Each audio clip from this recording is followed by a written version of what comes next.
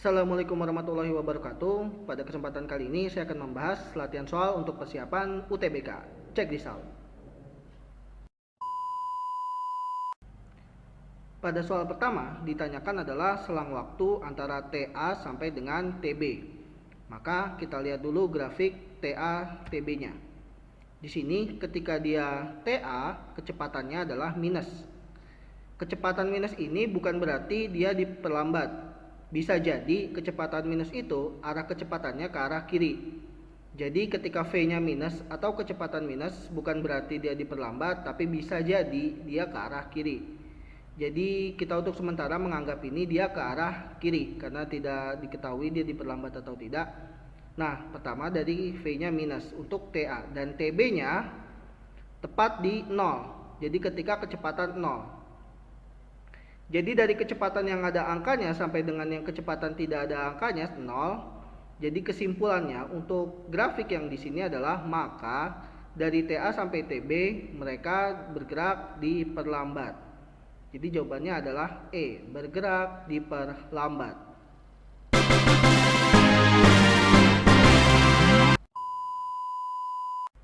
Soal kedua. Sebuah balok dengan berat 100 Newton berada pada bidang datar dengan koefisien gesek 0,2. Pada saat T sama dengan 0, balok diam. Jadi mula-mula balok diam. Kemudian dari 0 sampai 5 detik, balok didorong dengan gaya F. Dan berikutnya sehingga balok bergerak dan baru berhenti pada saat waktunya T sama dengan 10 second. Jadi mula-mula dikenai gaya F sampai 5 detik dan sampai detik ke 10 atau dari detik 5 sampai detik ke 10 gaya F-nya dilepas. Pertanyaannya adalah nilai F-nya. Diketahui dari sini W sama dengan 100 Newton dan mu K koefisien gesek kinetis 0,2. Berikutnya dari W ini kita bisa mencari M massa balok. Dari M dikali G, berarti MW per G. Untuk nilai G ini percepatan gravitasi kita ambil enak aja 10 gitu. Kalau tidak diketahui kita ambil enak aja 10. Jadi massa dari balok adalah 10 kilo. Keadaan pertama, keadaan ketika dari 0 detik sampai dengan 5 detik, yaitu keadaan ketika benda masih diberikan gaya F. Di sini pertama kita cari dulu gaya normalnya. Sigma Fy sama dengan 0. Gaya yang bekerja pada sumbu Y sama dengan 0. Karena benda tidak bergerak ke atas atau ke bawah, tapi bergerak ke arah kanan.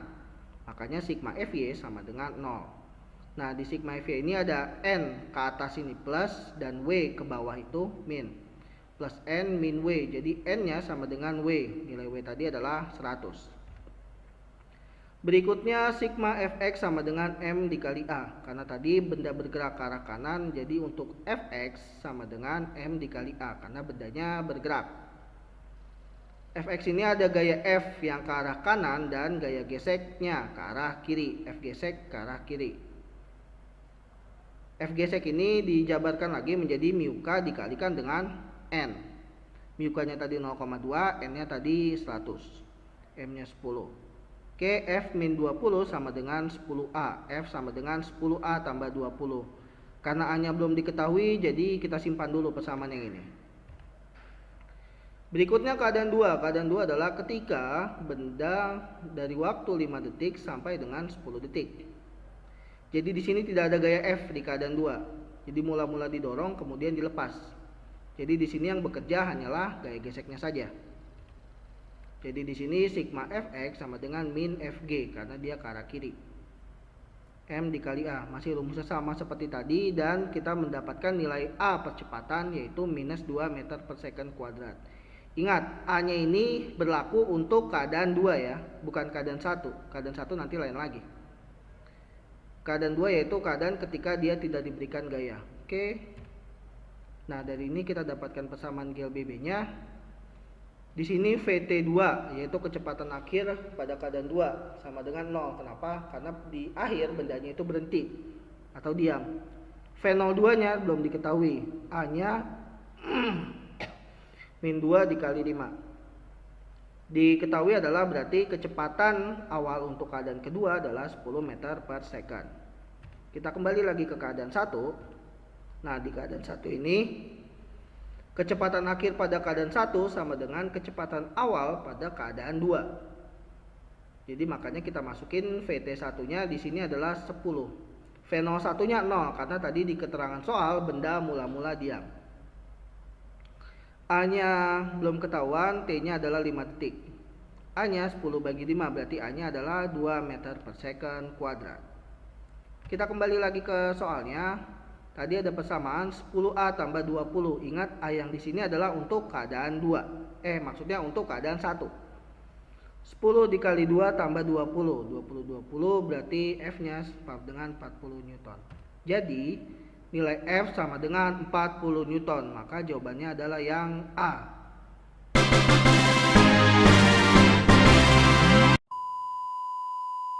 Soal ketiga.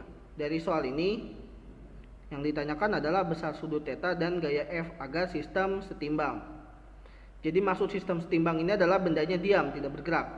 Atau sigma F-nya bisa dikatakan 0 karena dia diam. Pertama-tama diketahui adalah massa benda B 20 kg dan massa benda A adalah 10 kg. Pertama kita tinjau dulu benda yang B.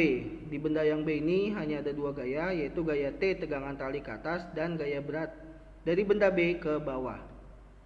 Maka dapat persamaan sigma Fy sama dengan 0. 0 karena benda keadaannya setimbang. Jadi plus T karena T-nya ke arah atas, min WB karena WB-nya adalah ke arah bawah, sama dengan 0. Kita pindah ruas, T sama dengan WB. Nah, WB-nya itu MB dikali dengan G. Seperti biasa, ketika G tidak diketahui, maka ambil enak aja 10. 20 kali 10 sama dengan 200. Nah, berikutnya kita tinjau benda yang A. Untuk benda A didapatkan persamaan juga sigma Fy sama dengan 0.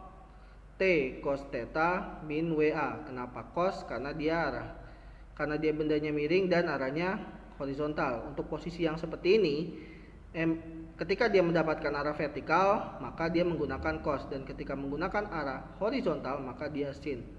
Karena posisinya berbeda dari yang biasanya, karena biasanya lurus nyamping, sekarang dia ke atas.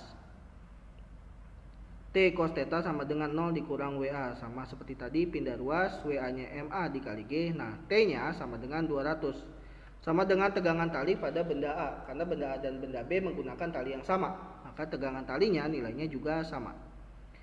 Di sini cos theta sama dengan 100 per 200 atau setengah. Nah, cos sudut yang setengah adalah 60 derajat. Oke, next. Berikutnya kita menggunakan persamaan sigma Fx sama dengan 0. Kenapa lagi-lagi 0? Karena dia setimbang. Sigma Fx ini ada gaya F ke kanan dan T sin theta yang arahnya nanti ke kiri. Karena benda di sini bergerak ke kiri atas. Pertama ke atas, berikutnya ke kiri. Karena ke kiri minus, karena ke kanan plus positif. 200 tadi nilai tegangan talinya, sin 60 derajat adalah setengah akar 3, maka nilai F-nya adalah 100 akar 3. Jadi, besar sudut theta dan gaya F agar sistem setimbang adalah theta-nya sama dengan 60 derajat dan F-nya sama dengan 100 akar 3 Newton. Dan jawabannya adalah E.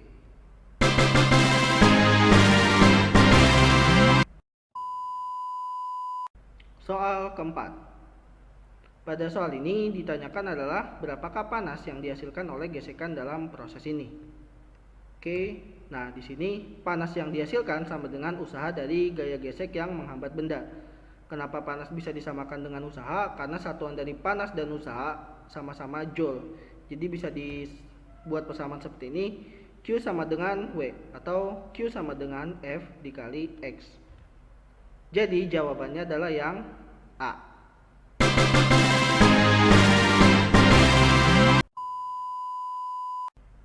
Soal kelima. Pada soal ini ditanyakan rasio volume cairan yang tumpah terhadap volume balok. Rasio bisa diartikan di sini perbandingan. Nah, di sini ketahui rho benda, massa jenis benda 1,04 gram per cc atau cm kubik, dan rho fluidanya atau airnya 1,3 gram per cc. Nah, di sini dapatkan rumus untuk gaya Archimedes. Rho benda volume benda sama dengan rho fluida volume yang tumpah. Nah, di sini volume yang tumpah dibandingkan volume benda, jadi jika kita bikin persamaannya lagi sama dengan rho benda per rho fluida. Rho bendanya di sini adalah 1,04, rho fluidanya 1,3. Nah, atas dan di bawah sama-sama dibagi dengan 1,3. Atas bagi 1,3, bawah bagi 1,3. Bagian atas dapat 0,8, bagian bawah 1. 0,8 ini sama aja dengan 8/10. Atau jika kita sederhanakan lagi menjadi 4/5. Maka rasio volume cairan yang tumpah terhadap volume balok adalah 4/5 dan jawabannya adalah B.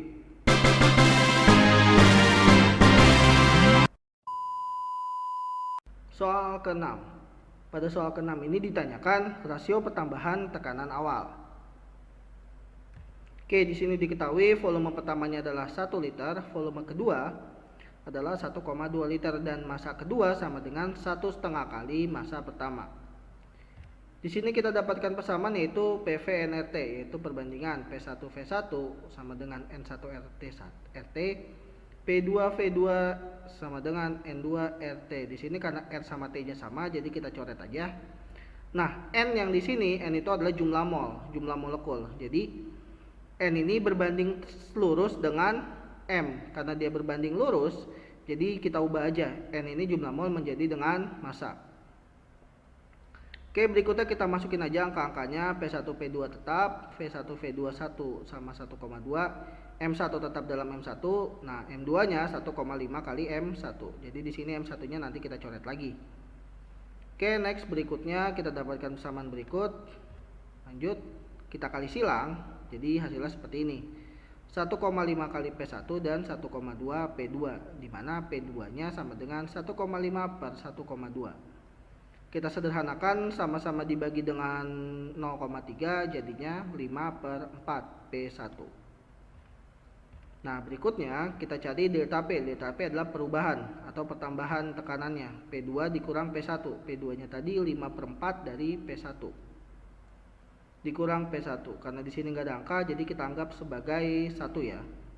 5/4 dikurang 1. Hasilnya adalah 1/4. Atau 1/4 ini kita sederhanakan lagi menjadi 0,25. Nah, jadi rasio pertambahan tekanan awal adalah 0,25. Maka jawabannya adalah yang A.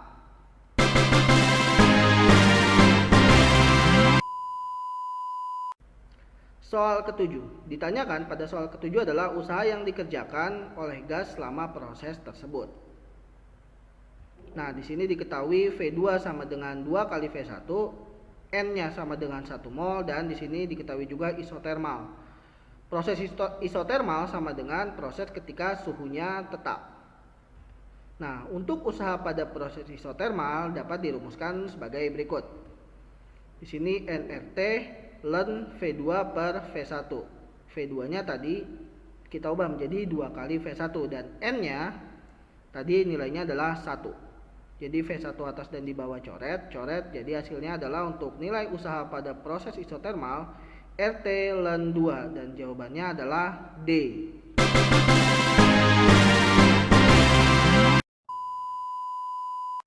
Soal ke-8. Pada soal ini kedua ujung pegas memiliki tetapan 50 Newton per meter.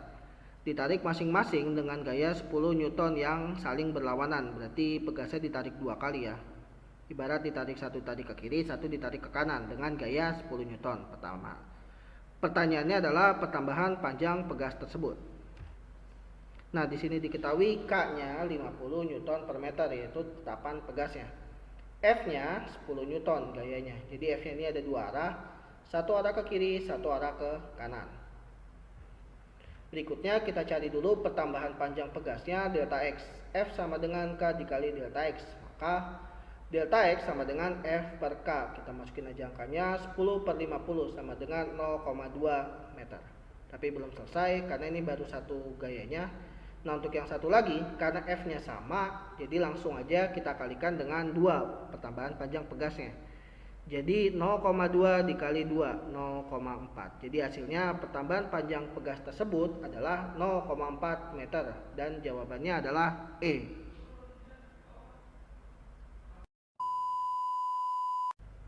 Soal ke-9. Sebuah batu kecil dilempar ke atas dan mendarat di sebuah papan terletak 2 meter di atas titik pelemparan. Jika kecepatan awal batu dilempar ke atas adalah 7 meter per second, maka kecepatan batu ketika mengenai papan adalah Perlu diingat ketika mengenai papan, kecepatan batu bukan 0 ya. Walaupun tek berhenti sesaat, tapi kecepatannya bukan 0. Jadi jawabannya kita lihat. H1-nya ketinggian awal kita asumsikan saja sama dengan 0 karena di sini tidak ketahuan berapa posisinya. H2 sama dengan 2 meter, V1-nya sama dengan 7 meter per second. Di sini kita gunakan persamaan dari hukum kekekalan energi mekanik. EP1 tambah EK1 sama dengan EP2 tambah EK2. MGH1 tambah setengah MV1 kuadrat sama dengan MGH2 tambah setengah MV2 kuadrat. Di sini karena M-nya sama semua dan M-nya juga tidak diketahui, ya udah kita coret aja. Toh dimasukin angka berapa aja juga nanti hasil akhirnya juga bakal sama. Kita masukin aja angkanya masing-masing. 10 dikalikan dengan 0 setengah dikali 7 kuadrat sama dengan 10 dikali 2 tambah setengah V2 kuadrat. Yang ditanyakan adalah sini V2 nya. 10 kali 0 hasilnya adalah 0, jadi nggak usah ditulis lagi. Setengah kali 7 kuadrat adalah 24,5 sama dengan 20 tambah setengah V2 kuadrat. Jadi di sini 20 nya kita pindah ruas ke kiri ya.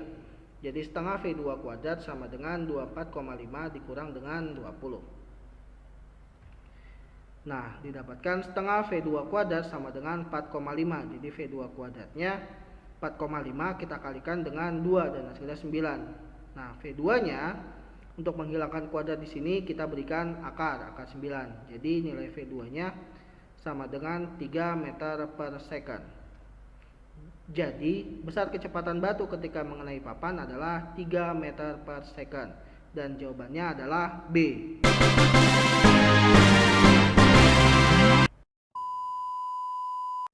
Soal ke-10. Pada soal ke-10 ini ditanyakan adalah besar percepatan pada sistem ini.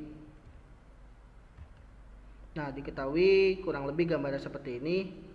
Massa benda pertama 6 kg dan massa benda kedua adalah 4 kg. Di sini ada gaya W2 ke bawah dan di sini ada gaya F gesek ke arah kiri. Μ-nya adalah koefisien gesek kinetika adalah 1/3. Pertama kita cari dulu W2-nya. W2 sama dengan M2 dikali G. W2 berarti 4 dikali 10 dan hasilnya 40 Newton. Berikutnya kita dapatkan persamaan sigma F sama dengan sigma M dikali A. Sigma F gaya yang bekerja di sini ada gaya W2 ke bawah dan F gesek ke kiri. Makanya nilai F gesek adalah minus. Karena benda yang ini harusnya ke bawah, yang M2, yang M1 dia ke arah kanan. Dan sedangkan F geseknya ke kiri, maka F geseknya minus. Sigma M total gaya M yang bekerja. Total gaya M yang bekerja di sini ada M1 dan M2. Jadi kita jumlahkan saja M1 sama M2-nya. Next. F geseknya itu μk dikalikan dengan N. N itu adalah gaya normal. Khusus untuk benda yang pada bidang datar, gaya normalnya sama dengan gaya beratnya. Makanya N-nya di sini jadinya 60. Oke, 40 dikurang 1/3 dikali 60 sama dengan 4 tambah 6A. 40 kurang 20 sama dengan 10A. 20 sama dengan 10A, maka nilai A-nya percepatan benda adalah 2 meter per second kuadrat. Dan jawabannya adalah A.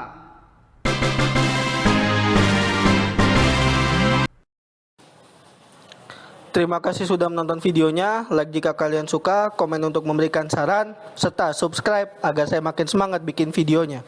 Sekian, wassalamualaikum warahmatullahi wabarakatuh.